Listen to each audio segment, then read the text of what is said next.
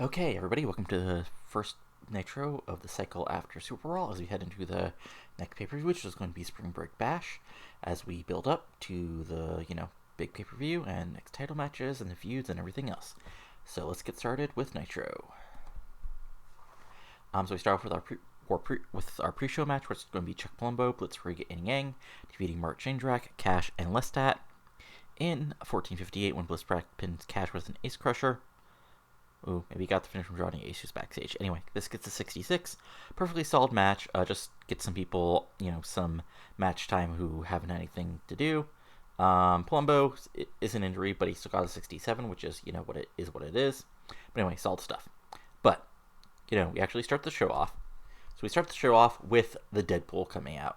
And Vampiro cuts a promo and is basically like, last night, I did not end Booker. I did not end RVD as I planned. But it is true. But what happened last night was the legend of Sting is over. It's gone. He will not be seen again. He had one last gasp after I sent him to hell, but now he's gone forever. And Bischoff comes out.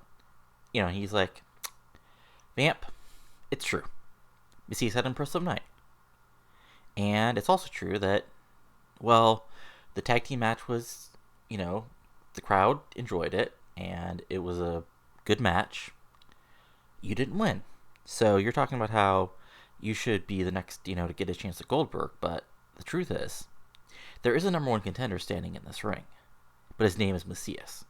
Crowd pops because Macias has been a monster, basically since he debuted, and Goldberg's been Goldberg. And, Vampiro's like, that's acceptable, as Macias will destroy Goldberg. He will destroy that myth as well. He will send him to hell. But I still desire another match with Booker to finally, end this theory that he has any hold over me. And Bischoff's like, fine. Nitro, tonight, you get your match with Booker. And Booker comes out and is like, tonight, Seka, I want to take you out. Then he puts Macias and Reed involved. You won't get a title shot at Goldberg because your ass will be down and out. And he just points at the son says, "You fat bastard, you stay out of things too." Sucker. So then we have, basically we have our main event for Nitro tonight, and basically we have our pay-per-view set up.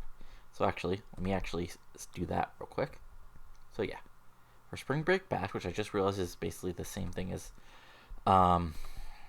Spring Stampede, which means that I might do some editing with names for April pay-per-view as well. But anyway, Macias for the world title.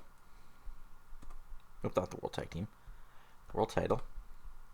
We'll pre-book that match, and there you go. Then we come back from commercial, and in a match that's sort of like set up as sort of a pretty big women's matches between Lexi James and Beth Phoenix, but in the actual match, Beth Phoenix just sort of actually runs over Lexi James. Like, Lexi James gets some heel spots, but Beth Phoenix looks in control, and she looks she looks really intense and ready to go, and she just pins Lexi James 6'11" with the Down in Flames.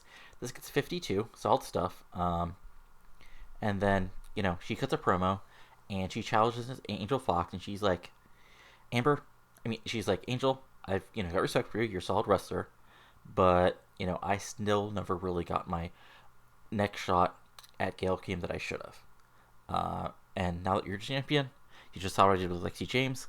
I want a title shot at you. And this brings Amber O'Neal to comes out and says, wait. We never, what happened at Starrcade happened at Starrcade, but you still never pinned me in the middle of the ring. So before you get off trying to win the women's world title, why don't you mess with the woman who really is the future of women's wrestling in this company, and that's me. There we have a stare down, and there we go, 51, solid stuff, and there we go. Then we go backstage, where basically Jeremy Borash is with Ric Flair, and Flair's in total Ric Flair mode, and he puts over the fact that the Horsemen are off doing their own thing tonight. Kanyon, Goldberg got like an ass night, but Canyon's out. Jarrett is down in Tennessee doing his thing, and Shane Doug is beating the franchise in Pittsburgh. We've got the night off, but I'm here because Ric Flair is always here. I'm always styling and profiling. I'm always on limousines. But last night, just like I said it would, I beat Alex right there in the middle of the ring. Or the fact that he used brass knucks, but what can you do? But anyway, and he says, now, I could go for the tag titles after all. I've been that before. But when I first came to the Mid-Atlantic territory over 20 years ago, almost 25 years ago now, the first title I really feuded over was for the United States title. And that's why, it doesn't matter. Ray, you got lucky last 2 months. You beat two men who are way more talented than you, Jeff Jarrett and Shane Helms. But now you're going to face the dirtiest player in the game. Limo riding, jet flying, son of a gun. It doesn't matter how many flips you do, how many times you trick me with a mask. I don't catch you to school, pal, and I'm going to the next U.S. champion. Woo! Then he walks away, 86, because Flair is awesome. Yeah, and this just also sets up that at Spring Break Bash, it's going to be Ric Flair, Ray Jr. for the U.S. title.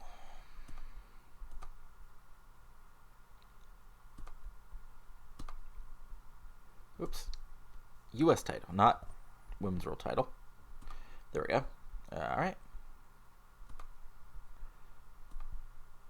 Then we go to the ring. And about that terrible wrestling, okay, and non-existent crowd heat. America's Most Wanted defeat Fit Finlay and Yoshihiro Tashiri in 7:29 when Storm pinned Fit Finlay with an 8-second ride after Lawler interfered, so Lawler gets involved. America's Most Wanted get the pin. Perfectly solid match. Gets a 63. Everybody had about the same in the mid-50s, but Storm and Horace get their tag bonus. So, big win for AMW, who were sort of out of things for the last cycle, but they're back in action. And then we go backstage, where Lance Storm is about to do a promo, and before he can really do anything, Alex Wright, gets in the middle of him and says, last night I failed against Flair, Lance. Tonight, you got me, I got you, I got Kaz, I got Taylor in that 4-way later tonight. And tonight, I'm not going to fail. Storm's like, if I can be serious for a minute, it doesn't matter if you think you're going to fail. I'm the best wrestler in WCW in that ring. You can talk about your dad all you want, or you can have your pretty little blonde on your arm as he points to Tori. It doesn't matter, because you'll grow and tap out just like everybody else. Stare down, there you go, 63. Solid stuff. Then we go backstage, which in a sort of bad promo, A&W are with Lawler, and they basically call out Rhodes and Konnan for next week, because basically the Gunners report that Dustin Rhodes and Konnan got a big win over Team Canada, and they seem set for a tag title shot. So there you go. So they challenge, A&W, they challenge Dustin Rhodes and Konnan for next week, to put your overrated old asses, in the ring with the greatest young tag team in professional wrestling today. Then we have an in-ring where Jason Jett come out, because last night at the pay-per-view, basically Shane Helms, Jason Jett saved Chuck Palumbo after Shane Helms and his buddies ran in and did a beatdown on him after a Shane Helms-Chuck Palumbo match. So Jett's like, Helms, I want you in the ring right now. And Helms comes out, no.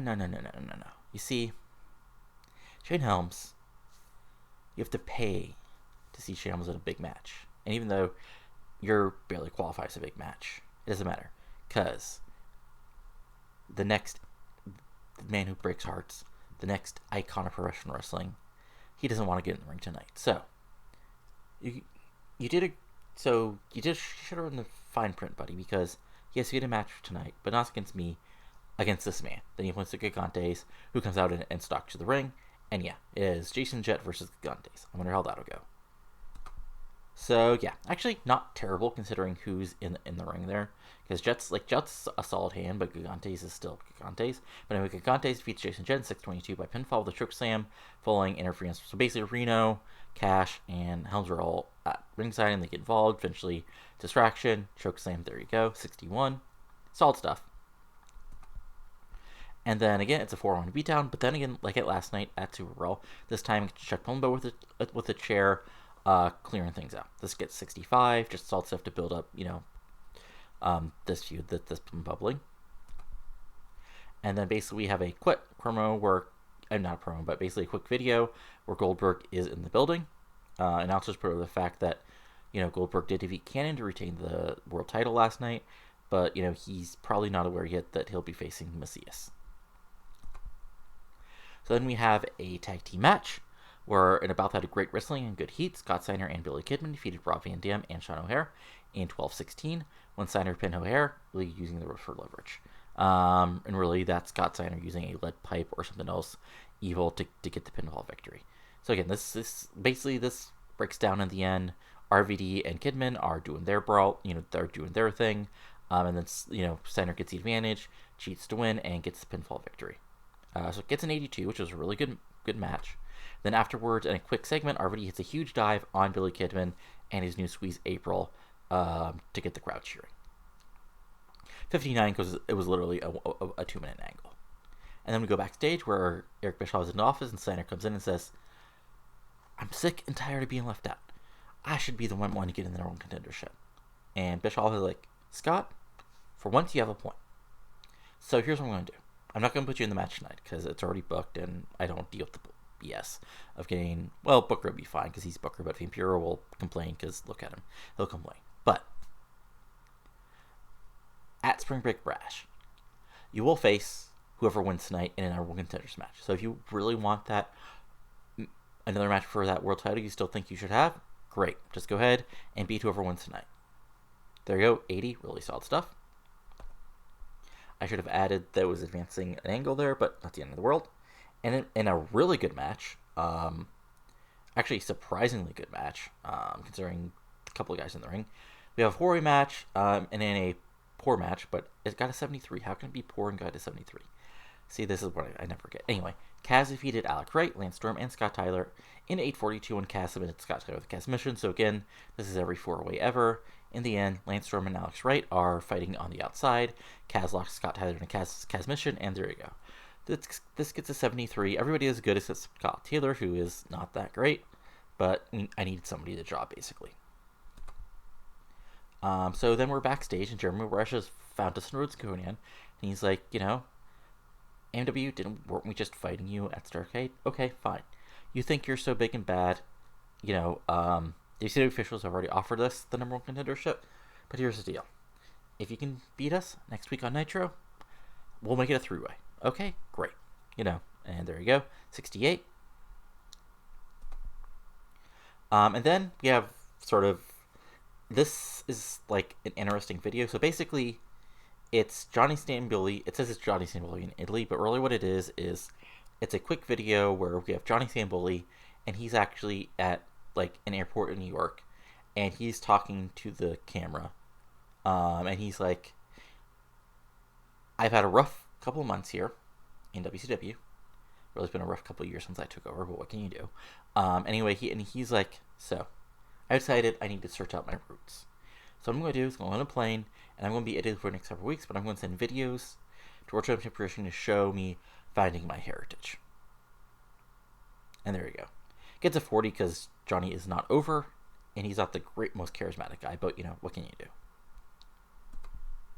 And then, before the main event, Goldberg shows up, and he's at ringside, so this is just, like, Goldberg literally coming out of the ring, getting the crowd pop for a minute, and there you go. And then, in our main event of the evening, Booker and Vampiro, it's a back-and-forth match, but in the end, Booker defeats Vampiro in 2010 with the Harlem Hangover, and that should probably be bookend, but I'm not going to get that upset about it. So this got a 77, mainly because Booker and Vampiro don't seem to click, which is unfortunate, because I actually wanted to do a little feud with them, but, things change. But again, not the worst main event we've ever done. So yeah, just Booker gets a clean win, and as Booker is, like, celebrating, Steiner attacks Booker, but then also, Macias and Vampiro attack Goldberg. So basically, like Booker celebrating, Steiner comes in, whacks him. Goldberg is going to save it when Macias and Vampiro come down and attack Goldberg. And sort of as we end the show, it's both baby faces trying to fight off the three heels. And so it gets 79. Again, not our hottest thing because I rated everybody on fighting. Probably should go back to entertainment on that. And then audience at home. So this is like the end of the show. So the show ends with the heel sort of on the attack, but the show ends with the baby faces fighting back and Goldberg and Booker cleaning house. So, you know, sort of send the crowd home happy. So this gets a 81. Again, good stuff. Like, you know, not our like hottest Raw Nitro ever, but we didn't have the Horsemen, except for Flair with a promo. We only had we didn't have Goldberg in a match or in a long promo, and yeah, like we really sort of like built up a lot of stuff. So I'm not that unhappy about it, especially because like with the people like on this show, like even a year ago, we probably would have struggled getting a 70. Oh, maybe more than 70 because the Booker Vampiro match still would have been solid. But yeah, anything like more than that would have been really, really difficult. Anyway, let's just take a look here. Just like see what Raw is doing. Triple H and Kane defeated Kurt Angle and Big Show. Taker defeated Billy Gunn. Shawn Michaels defeated Skull. Okay. Fun stuff. Oh, and I guess I'll just do this now. So I've signed a couple women to send down to my developmental because my developmental territory is getting a little, for at least for the women's side, is getting a little bare. But basically, in all three cases, like, again, I'm trying to avoid the typical women you'd hire. So I'm leaving them on the indie scene to see if their wife would pick them up or if they'll do other stuff just for now. Because, like, Becky Bayless is obviously, well, she's sort of most famous now for sort of weird reasons. But, like, yeah, she was a solid, like, indie worker. Madison was, like, it's just one of those, like, random women who, like, did a bunch of women's matches in the early 2000s and, like, disappeared. And Vanessa Harding is just another random woman. So I'll complete all those signings. I'll send them off to developmental off screen. Let's see if we got anything else. Let's see here. Bill Goldberg doesn't like cash. But Johnny Ace, yeah. I mean, it's Gigantes. What do you expect? But I think that's all for now. Let me see here. Anything else interesting having on? No. Okay. Vampiro has some morale. Why is Vampiro upset? Oh, okay. Yeah, he got pissed due to an incident. Okay. I mean, whatever. Regardless, I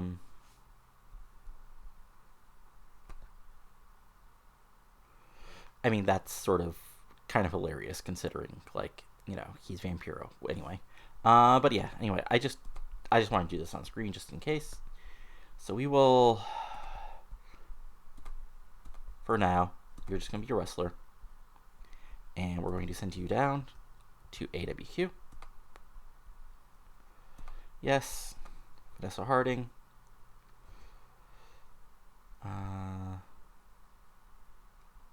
Okay. We'll send you down to AWQ. And then Madison.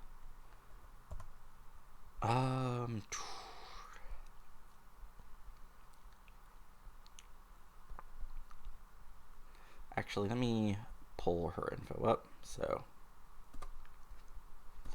we're going to add a last name for her because I kind of hate wrestlers who have like no last name, especially because that seemed to be the thing they did with women for like for basically this whole decade. So yeah, you get a name.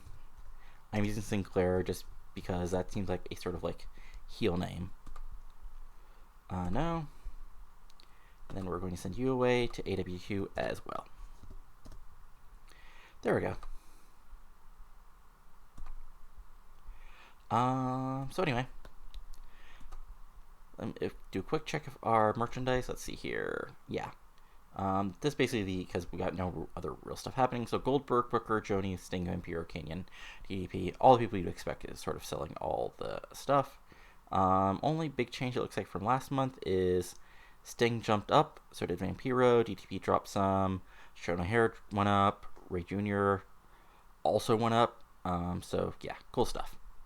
Anyway, that's it for now. So if you're enjoying this, especially now that I'm like getting things back in swing, go ahead and give it a like, comment below, you know, on what you're enjoying or not enjoying, or subscribe to the channel for more fun TEW content. I should have like a lot more stuff coming up because I have some free time. for the next couple days. So I'm going to try to get some stuff basically backed up. Anyway, that's all for now. So talk to you later, and adios.